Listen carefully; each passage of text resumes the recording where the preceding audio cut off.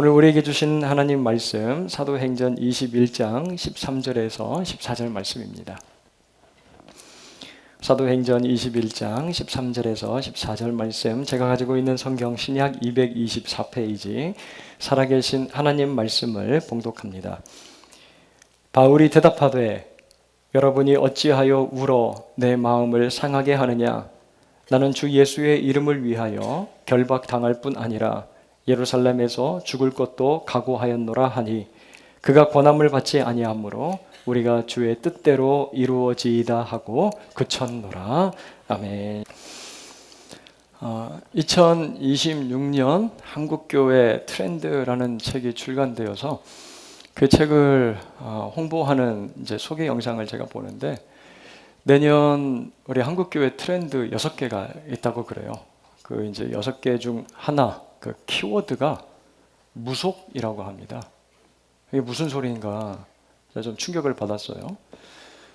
무속에 빠진 그리스도인. 이게 이제 2026년 한국교회 6가지 트렌드 중에 하나라고 그렇게 이제 소개를 합니다. 그 예전 무속인으로 살았는데 회심해서 이제 교회를 출석하게 된 한 집사님이 이러한 이야기를 해요. 인터뷰 가운데 자신이 무속인이었던 시절 그 점을 보러 찾아온 손님의 40%가 기독교인이었다 라고 이렇게 이제 얘기를 하면서, 청년이나 일반 성도부터 사모, 권사는 물론 조심하세요. 항존직까지 다양하게 이제 분포가 되어 있다라고 그렇게 이제 얘기를 하는 거예요. 항존직은 완수집사, 장로도 포함이 되겠죠. 현재 유튜브에 무당과 관련되어 있는 채널이 1364개, 사주 채널이 673개, 그리고 타로, 카드로 점 보는 거 있잖아요. 그게 1641개 정도가 된다고 그럽니다. 우리나라 목회자 수가 한 10만 정도가 된다고 해요. 그런데 경제적 수익을 목적으로 하는 무당의 수만 몇 명일 것 같아요? 80만 명이랍니다. 80만 명이 경제적인 수익을 거두고 있는 무당의 숫자라고 그래요, 우리 한국에. 영국의 이코노미스트는 2018년 한국의 무속 관련 시장의 규모가 약 37억 달러, 그러니까 5천억 정도가 된다라고 그렇게 발표. 우리 세한교회 성도님들 사이즈가 커서 이런 얘기해도 안 놀라요. 5천억 정도가 되는 사이즈라고 해요. 지금은 뭐 훨씬 증가했겠죠. 한 7년 지났으니까요. 일반 대중들이 점과 사주와 같은 무속을 얼마나 신뢰하고 또 이용을 하는지 조사를 해봤는데 48%라고 합니다. 우리 국민의 총 그 국민의 2분의 1, 그러니까 2명 중 1명이 이제 무속을 이용을 한다는 거죠. 그러면 그리스도인은 몇 퍼센트 정도 될까? 그리스도인은 몇 퍼센트 정도 될 것 같아요? 20%라고 합니다. 5명 중 1명은 무속을 이용하고요. 그 중에 절반은 내가 무속을 이용을 하면서도 점집이나 뭐 사주를 보면서도 전혀 신앙적으로 거리낌이 없다라고 그렇게 이야기를 했다는 거예요.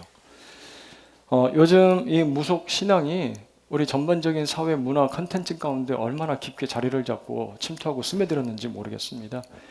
뭐 영화, 드라마, 음악 같은 뭐 침투하지 않은 곳이 없을 정도로 뭐 가깝게 이제 접할 수가 있게 됐어요. 뭐 유튜브만 들어가서 조금만 검색을 해봐도 쉽게 이제 접할 수 있는 컨텐츠가 돼버렸다는 거예요.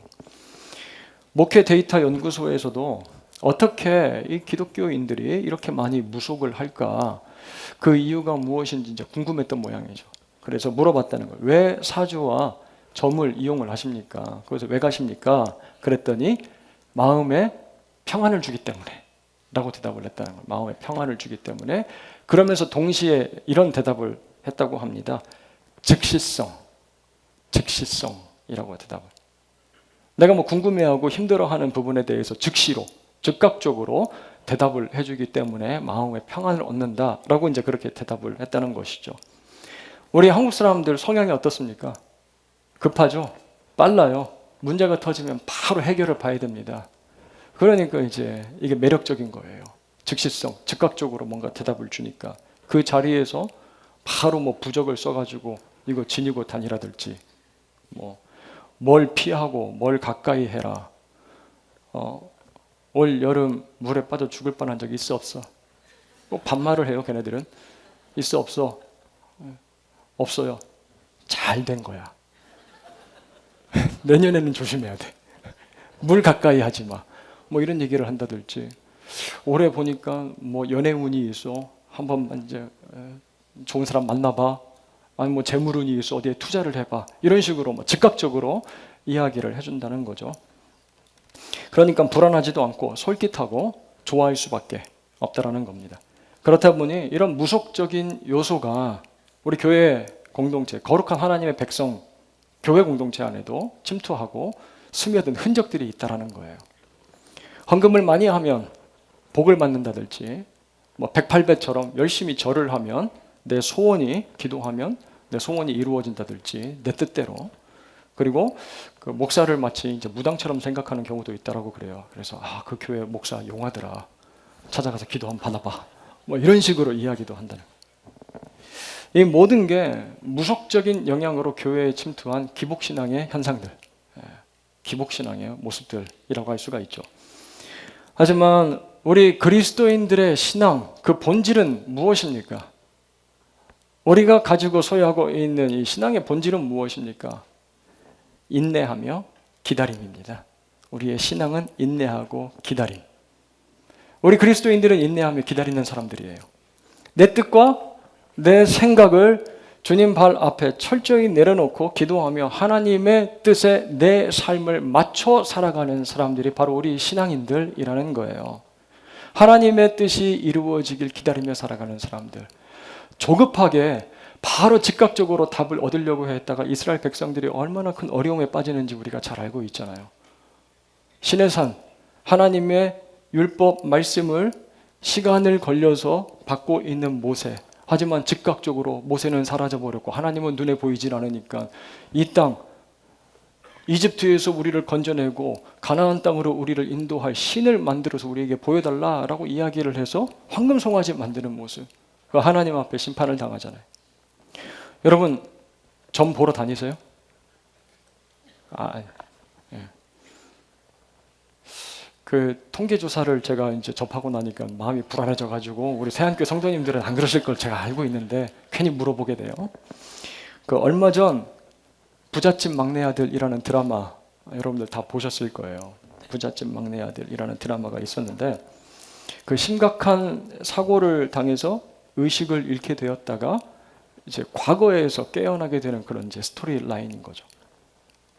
주인공 이제 과거에서 깨어났고 이제 미래에 어떤 일들이 더 일어나게 될지 아니까 야 여기에 이제 부동산을 투자를 하면 엄청나게 땅값이 이제 뛸 거고 그래서 이제 그쪽 땅들을 막 사고요. 그리고 이 주식은 이제 엄청 대박을 터뜨릴 거니까 주식도 막 구입을 하고요. 그 드라마 보면서 야 저 주인공이 나였으면 얼마나 좋을까 이런 생각들을 하신 분들 분명히 없겠죠? 있을 거예요. 야 저런 사람이 되면 얼마나 좋을까. 점을 뭐하러 봅니까? 여기서 뭐 이제 대답을 하려고 하면 큰일 나는 거예요. 점을 뭐하러, 전 진짜 궁금해서 물어보는 거예요. 만약 우리가 미래에서 어떤 일들이 일어날 걸 알게 된다면 어떻게 살아갈까 참 궁금한 거예요. 만약에 즉각적으로 즉시로 내 미래에 어떤 일들이 벌어질지를 우리가 알게 되면 어떠한 모습으로 살아가게 될까 굉장히 궁금해요. 우리는 아마 쉽게 살아갈 겁니다. 쉽게 살아가는데 내 유익과 이익을 위해서 굉장히 쉽게 살아갈 거예요, 여러분들. 어떤 일들이 미래에 닥칠지 안다면. 저만 같아도요, 자기중심적인 이익을 위해서 내가 알고 있는 미래의 정보들을 사용할 것 같아요. 그러지 않겠어요? 마치 시험지를 빼돌려서 노력한 이가 받아야 될 1등을 내가 가로채는 것처럼 누군가 소유해야 될 것을 내가 빼앗는 그러한 자리에 앉게 되지 않을까라는 생각이 듭니다, 여러분. 우리는 죄의 영향력 아래에서 아주 강한 성향을 갖게 되었는데요. 죄의 영향력 아래에서 우리에게 아주 강한 어떤 성향이 형성이 되는데 그것이 무엇이냐면 자기중심성입니다. 자기중심성. 이 성향은 모든 상황 가운데서 나도 모르게 무의식적으로 툭툭 튀어나옵니다. 작동을 하는 거예요. 그런 맥락에서 생각을 해보면 점을 보고 사주를 통해서 내 미래를 알고 싶어하는 이유는 바로 내 뜻대로 취하고 피하고 가지고 도망치고 싶어하기 때문일 거예요. 뭔가 미래에 대해서 알고 싶어한다는 것, 자기중심성이 발동을 하는 겁니다. 어려움이 터지는 자리로 내가 먼저 달려가서 희생하려고, 그리고 고통당하는 이들과 함께 들어가서 그 고통을 나누어 갖고 누군가를 도우면서 살기를 원하기 때문에 점을 보는 사람은 없지 않을까라는 생각이 들어요.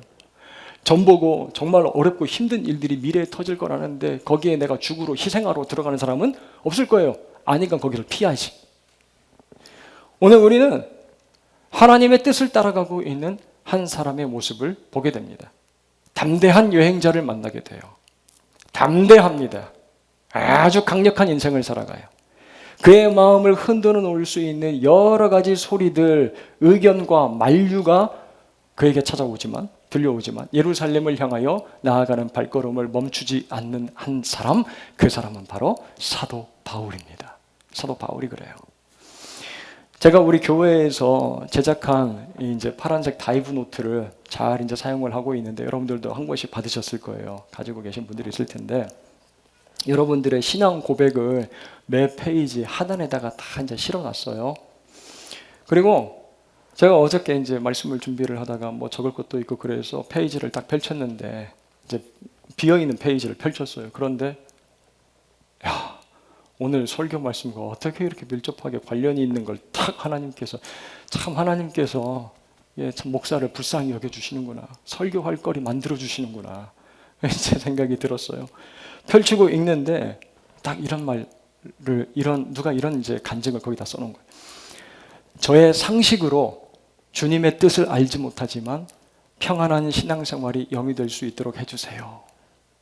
그리고 그 바로 다음 페이지는 주님이 뜻하신 대로 이루어지길 원합니다. 라고 그렇게 여기 이름이 없어서 누군지 모르겠어요. 자기가 쓴 사람 나중에 저한테 알려주세요. 제가 개인적으로 감동을 받도록 하겠습니다. 그분한테서. 바울과 같은 삶을 살아가길 소원하는 사람이 우리 교회 공동체에도 있구나라는 그 마음이 저에게 찾아와서요. 참 감격을 받았습니다. 내가 좋아하는 것과 내가 아주 즐기는 것들, 내가 익숙하게 하는 행동들, 나를 편하고 안락하고 안정되게 만들어주는 것들과 하나님의 뜻이 다를 수가 있다는 거예요. 성도님이 거기다 그렇게 써놨잖아요. 하나님의 뜻이 무엇인지 알 수 없더라도 그 뜻은 이루어질 텐데 내가 안정적으로 살아가게 해주세요. 그렇게 이제 고백을 해요. 하나님의 뜻이 이루어지길 원하면서. 오늘 말씀을 통해 우리가 주님의 뜻을 어떻게 찾아가고 이루어가는지, 그리고 그 주님의 뜻을 알고 그 뜻을 붙잡고 살아가는 삶이 얼마나 강하고 담대한지 살펴보면서 오늘 말씀해 주시는 하나님의 은혜를 저와 여러분들 모두가 누릴 수 있게 되기를 주님의 이름으로 축원합니다. 지난 시간 자기가 참 아끼고 사랑하는 에베소의 장로들을 이제 다시 볼 수 없을지 모르는 자리에서 바울이 남기는 말을 우리가 들을 수가 있었어요. 내가 여러분들을 다른 것들이 내가 경험한 이 경험에 여러분들을 맡깁니다. 내가 모은 물질 이런 게 아니라 내가 여러분들을 주와 및 그 은혜의 말씀에 부탁합니다. 그것에 여러분들을 맡겨드립니다. 이 말을 남기고 헤어지는 장면을 우리가 보게 되었습니다. 참 감동적인 모습이에요. 20장 36절에서 38절에 그 모습이 이제 기록이 묘사가 되어 있는데 이 말을 한 후에 다 같이 무릎을 꿇고 함께 기도를 해요. 37절 보면 다 크게 울었다고 합니다. 이제 사도 바울을 더 이상 볼 수 없을지 모르는데 헤어지면 어떻게 하나. 그 마지막 작별의 순간에 다 같이 목을 끌어안고 운 거예요. 입을 맞추고. 38절 다시 그 얼굴을 보지 못하리라 한 말로 말미암아 더욱 근심했기 때문에, 마음에 걱정했기 때문에. 이 근심이라는 단어는요, 끔찍하게 괴롭다, 고통스럽다라는 그런 의미예요. 이들의 헤어짐이 쉽지 않았습니다. 너무나 힘이 들었다는 거예요. 하지만 바울은 21장 1절 말씀을 가서 보면 그들과 어떻게 합니까? 작별했다라고 해요. 작별합니다. 여기서 이 작별의 문자적인 의미는 억지로 떼내다입니다. 억지로 떼내다예요. 그 어린이집에 처음으로 등원시키는 아이와 엄마의 모습을 보면 영화의 한 장면이에요. 막 울고 엄마가 아니야. 그 영화의 한 장면, 뭐 멀리 아이를 영영 볼 수 없을 것처럼 그렇게 이제 그 떠나보내는 것도 아닌데 그런 모습을 이제 우리가 보게. 엄마를 붙잡고 막 웁니다. 떨어지기 싫어서 아이가. 그런데 엄마는 어떻게 합니까? 이제 아이가 자란 아이 되니까 그 어린이집에 떼어놓고 자기는 이제 돌아가는 거죠. 엄마의 마음은 어떻습니까? 그래도 안쓰러워. 불쌍한 거예요. 걱정도 됩니다. 긴 추석 연휴 여러분들 잘 보내셨을 텐데 고향 다녀오신 분들은 이런 감정을 느끼셨을 거예요. 고향에 계시는 부모님 뵙고 부모님 혼자 두고 오는데 뒤에서 쓸쓸하게 집에 옆에서 손 흔들고 계시는 어머니 아버지의 모습을 봤을 때 그 마음에 느껴지는 감정 어때요? 바울도 이러한 심정으로 작별했다는 거예요. 참 힘들지만 억지로 떼어놨다라는 거예요.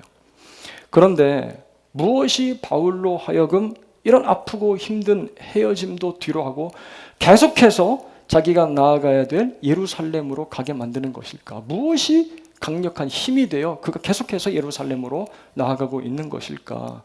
계속 이어지는 말씀에서 우리가 보게 돼요. 바울 여러 도시들을 이제 경유를 합니다. 그리고 3절 말씀 가서 보면 두로에 상륙을 하고 배에 짐을 풀어요. 그리고 동시에 제자들을 찾아서 거기서 7일간 머물게 됩니다. 자, 그런데 이 일주일 동안 함께 지낸 그리스도인들, 그 제자들이 바울에게 한 말이 무엇입니까? 지속적으로 이야기를 했다라는 거예요. 문법적으로 봤을 땐 멈추지 않고 계속 7일 동안 예루살렘에 들어가지 마라. 예루살렘으로 가지 말라. 이 이야기를 계속 한 거예요. 여러분, 이 일이 모순처럼 보이지 않아요? 굉장히 상반되어 있어요. 지금 바울은 성령에 매여서 예루살렘으로 올라가고 있는 과정입니다. 그런데 이곳 두로에서는 제자들이 성령의 감동을 따라 어떻게 해요? 예루살렘으로 가지 말라고 만류하고 있어요. 붙잡고 있습니다. 상반된 메시지처럼 들리는 거예요, 우리 귀에. 하지만 이러한 이야기를 들었음에도 불구하고 바울은 5절 가서 보니까 여러 날을 지낸 후 우리가 그곳을 떠나게 되었고 그들 모두가 얼마 전 밀레도에서 만난 에베소의 장로들처럼 처자와 함께 성문 밖까지 나와서 전송을 해요. 그래서 우리가 어떻게 합니까? 바닷가에 무릎을 꿇고 함께 기도를 합니다. 그곳에서 함께 나온 사람들과 기도를 하는 거예요.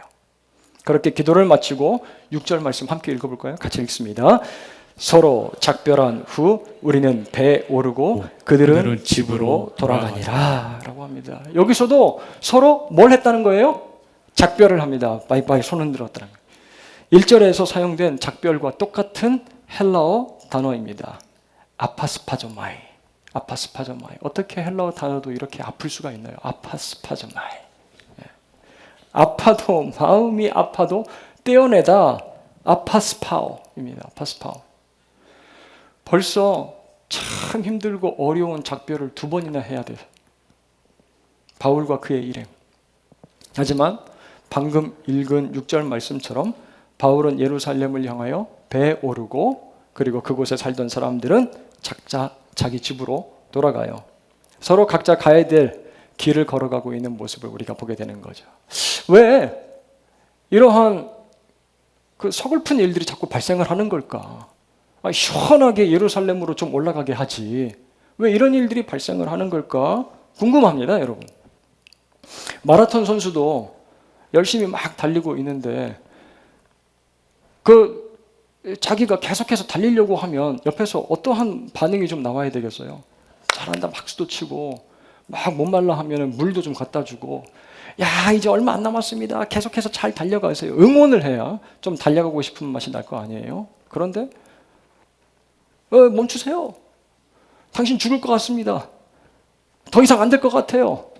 여기 우리 함께 앉아가지고 좀 쉬기도 하고 음료수도 좀 마시고 편히 있다가 그 다음에 이제 가셔도, 그리고 또 그렇게 앉아있다 보면 마음도 바뀔 수도 있죠. 이렇게 얘기를 한다면 마라톤 경기 주자가 어떻겠어요? 사기가 굉장히 꺾일 겁니다. 멈추고 싶을 거예요. 그런데 바울의 지금 케이스 어때요? 사랑하는 사람들이 울면서 붙잡고요. 어떤 제자들은 성령의 감동으로 바울에게 예루살렘으로 들어가지 말라고 이야기를 하는 것처럼 보여요. 그래도 바울은 어떻게 합니까? 그들과 작별합니다. 그들을 억지로 떼내요. 그리고 자기는 예루살렘으로 가는 배에 오릅니다. 자, 그리고 7절, 두로를 떠나서 항해를 다 마치고 돌레마이에서 하루를 더 머물고 도착한 곳이 8절에 가서 보니까 이제 예루살렘과 더욱 가까워진 가이사랴입니다. 이 가이사랴. 자, 그곳에 누가 있어요? 7 집사 중에 한 사람인 빌립이 있대요. 여러분 잘 아시죠? 빌립이 누구인지. 그는 사도행전 6장에서 스데반과 함께 예루살렘 교회를 섬기기 위해 안수받은 집사 중에 하나이고요. 또 사도행전 8장 말씀을 가서 보면 사마리아에서 전도하고 또 이디오피아 네시에게 복음을 전한 사람. 그 사람이 바로 이제 빌립이죠. 엄청난 부흥을 일으켰던 사람. 그러한 빌립에게 딸 넷이 있어요. 아직 결혼하지 않은 자들이며 예언하는 자들이라고 합니다. 가정도 잘 이루고 딸들도 잘 신앙적으로 교육을 시켰나 봐요. 여기서 직접 언급하진 않지만 바울이 이곳에 머무는 동안 그가 예루살렘으로 들어가면 어떤 일을 당하게 될지 아마 대화들을 나누지 않았을까 상상도 해보게 됩니다. 자, 그렇게 여러 날 그곳에 이제 머물러 있는데 10절 가서 보면 아가보라는 사람이 찾아옵니다.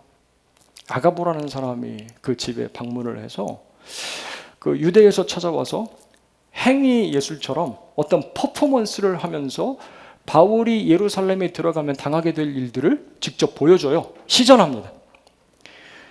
바울의 허리띠를 풀어서요, 자기 손과 발을 결박을 하고 이렇게 이야기를 합니다.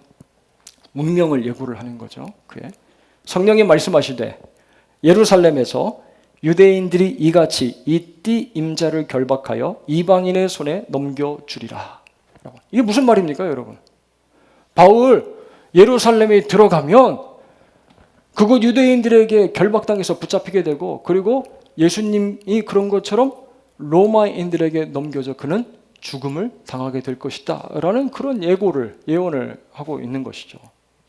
자, 이 말을 들은 사람들의 반응이 어떠할지 여러분들 이제 뻔하잖아요. 뭐라고 얘기를 했겠어요? 12절에 가서 보니까 우리가 그 말을 듣고 그곳 사람들과 더불어 바울에게 예루살렘으로 어떻게 하라고요? 올라가지 말라. 고난이입니다. 권했다는 거예요. 하지만 이번에도 바울은 어떤 물러섬이나 주저함 없이 이렇게 대답을 합니다. 여러분이 어찌 울어 내 마음을 상하게 하느냐? 여러분들이 왜 울고 지금 이렇게 이야기를 함으로 내 마음을 상하게 하느냐? 이제 이곳에 사도행전을 기록한 누가도 함께 있는 거예요. 그래서 이제 우리가라고 이제 표현을 하는데, 아가보의 예언을 듣고 거기에 모여 있는 사람들, 사도행전을 기록한 누가도 포함해서 이렇게 이야기를 했다는 거예요. 감정에 북받쳐서 막 눈물을 흘리고 예루살렘에 올라가면 안 됩니다라고 이야기를 했다는 거죠. 바울 선생님, 여기 빌립 집사님도 좀 보세요. 사마리아도 부흥시키고 이디오피아 네시에게도 복음을 전하고 여기에 이제 잘 정착을 해서 20년 동안 사역하시면서 딸들도 잘 키우고 이렇게 잘 지내시잖아요. 왜 바울 사도 왜 그래요? 안 그러셔도 되잖아요. 이런 불길한 예언들이 계속해서 반복해서 들려오고 있는데 왜 예루살렘으로 꼭 들어가시려고 하십니까? 그러지 마세요. 울면서 설득을 했다는 겁니다. 자, 그들의 이러한 만류가 바울의 마음을 어떻게 했다고요? 상하게 했다는 거예요. 근데 NEB 성경은 이렇게 해석을 하고 있어요. 왜 나의 결심을 흔들리게 하려 애쓰십니까? 하나님께서 주신 뜻이 있는데 그 뜻대로 결단을 했는데 그거 왜 흔들려고 애쓰십니까? 라고 이야기를 하는 거예요. 하지만 바로 이어서 바울이 이렇게 얘기해요. 나는 주 예수의 이름을 위하여 결박당할 뿐 아니라 예루살렘에서 죽을 것도 각오하였노라. 얼마나 비장하고 단호하게 이 말을 했는지 14절 말씀 가서 보니까 더 이상 그가 권함을 받지 않았다라고 합니다. 그 권함을 더 이상 듣질 않았다. 괜찮습니다. 더 이상 이야기하지 않으셨대요. 여러분, 우리는 바울이 이제 마지막 3차 전도 여행을 마무리하면서 자신이 힘써 복음 사역을 했던 곳을 방문하고 또 여러 정든 사람들을 만나는 장면들을 볼 수가 있었어요. 이제 사도행전을 제가 쭉 강해를 하면서 여러분들 함께 보셨잖아요. 그곳에서 바울은 자신을 두렵게 하고 불안하게 만드는 경고들도 들었습니다. 예루살렘에 올라가면 큰일 난다고.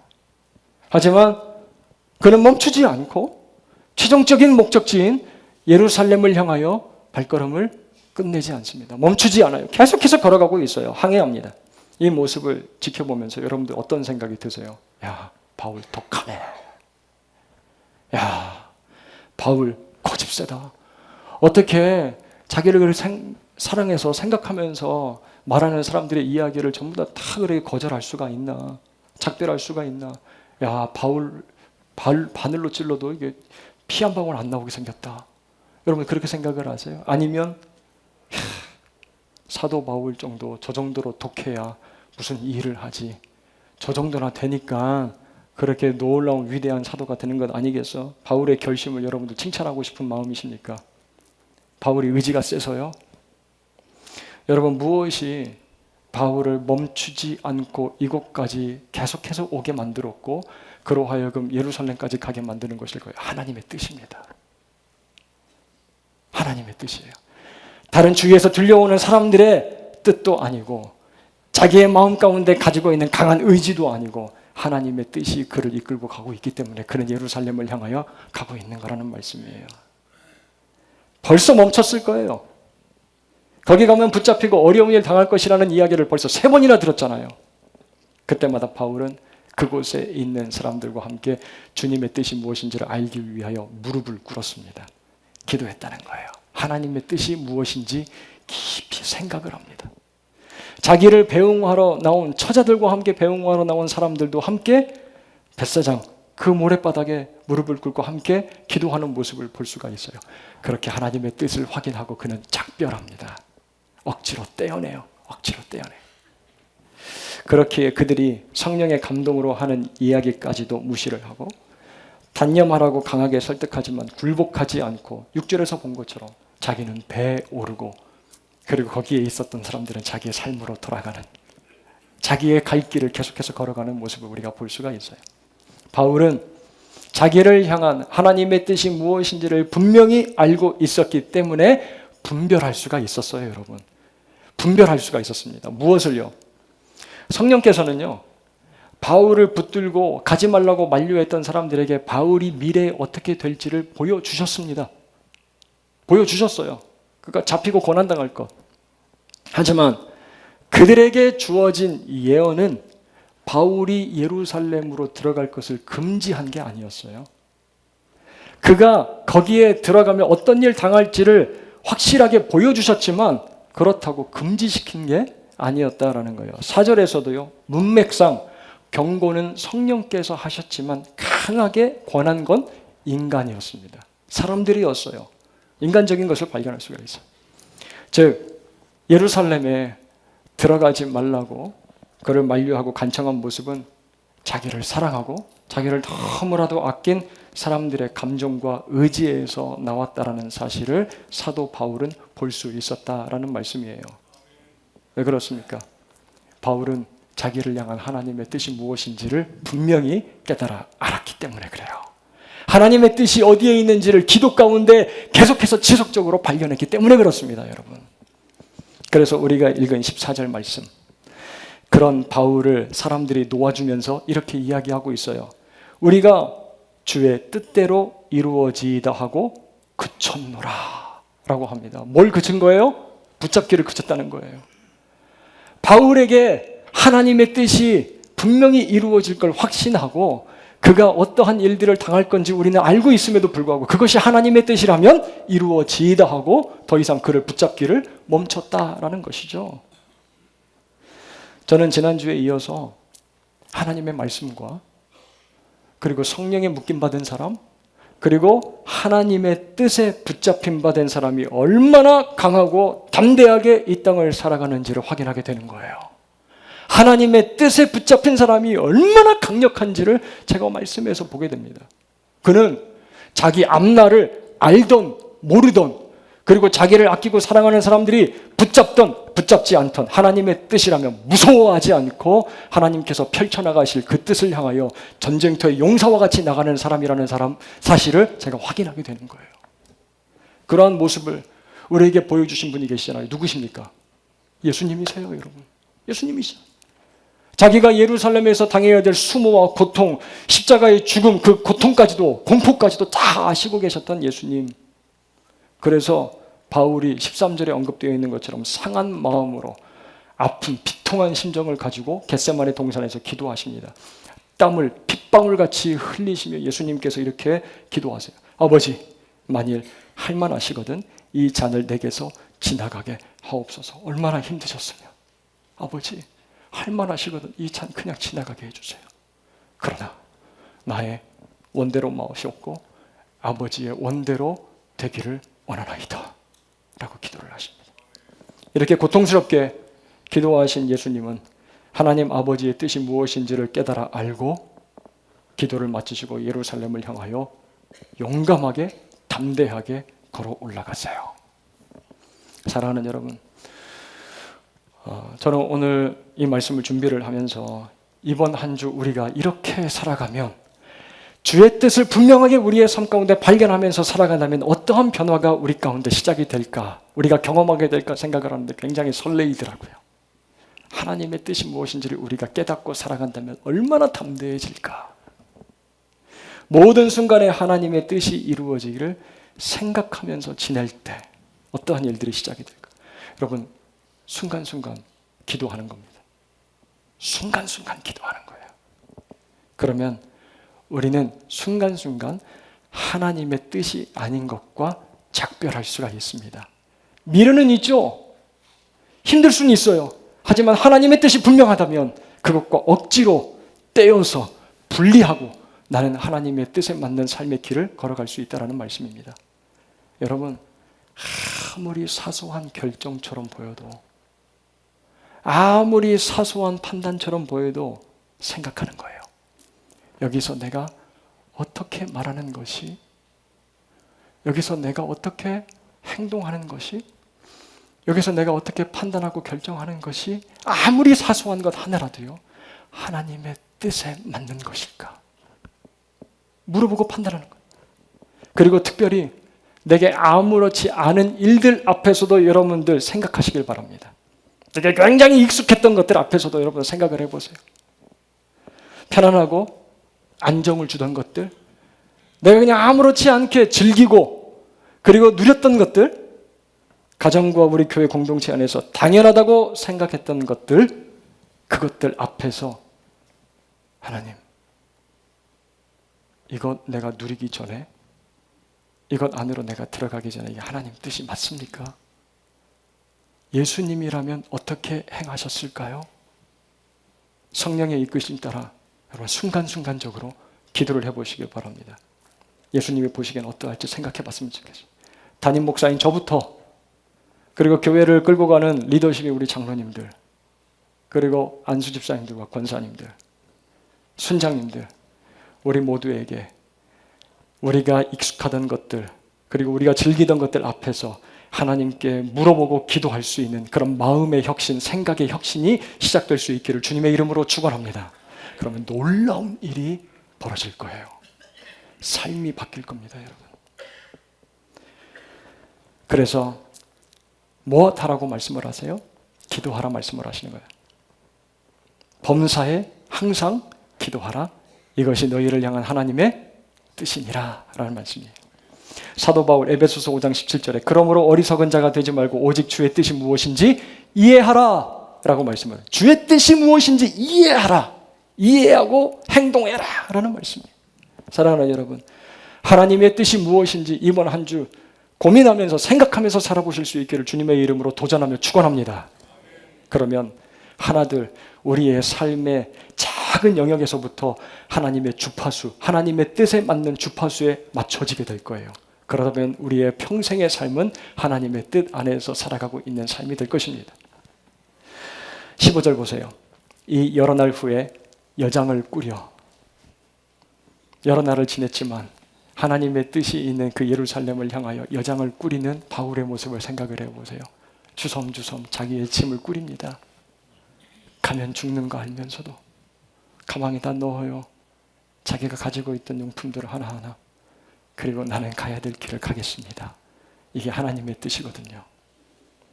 우리의 모습도 여장을 꾸려 예루살렘으로 올라갈 수 있는 모습이 되길 주님의 이름으로 간절히 소원합니다. 그래서 우리의 삶에 결국 하나님의 뜻이 선명하게 나타나서 주위의 사람들이 우리의 모습을 보면서 그렇게 이야기를 했으면 좋겠어요. 야, 저 사람 보니까 지 뜻대로 안 살아. 그 삶에는 뭔가 강력한 주인이 있나 봐.